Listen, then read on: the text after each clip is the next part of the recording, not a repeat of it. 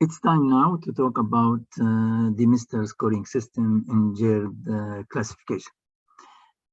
In GERD classification, the most important is to know exactly between the low risk group and high risk group in GERD risk stratification module, because this will be differentiate a lot of work what we are going to do. As I mentioned before about risk stratification module in GERD, we are talking today about advanced novel bioimaging score. And the most important is LES.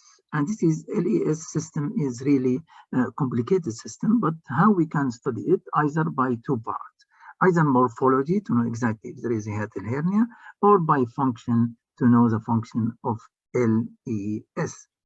How to study the function of LES? We can study by functional endoscopy or Demeester scoring system.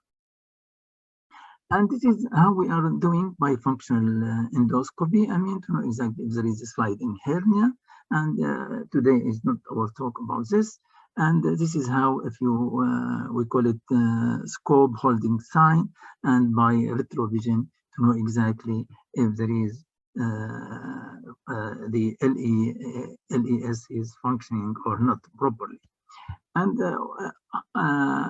high resolution manometry mounted endoscopy, also we can use it to know exactly about if there is LE contraction or LES relaxation. And you see, also it will give us a lot of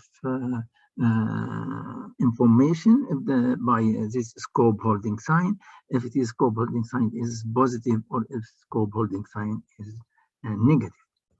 The new things about endoscopy, also we can do endoscopic pressure study integrated system, EBSIS, which is you should monitor the intragastric pressure by continuous insufflation of CO2 during gastroscopy, which allow the evaluating of LES function. The most important, as you see, 24 hours esophageal pH monitoring is the most sensitive maneuver and the specific test to know exactly about the GERD. How we can do it, either by 24 hours transnasal pH or pH impedance, or by 24 hours impedance pH testing. And now we reach to the Demeester score. And in the Demeester score, there is 6 parameters.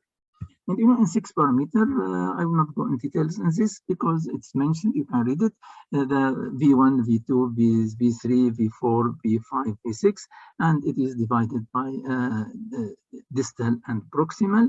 And you see, this is the all explanation, what is meaning by V1 up to V6.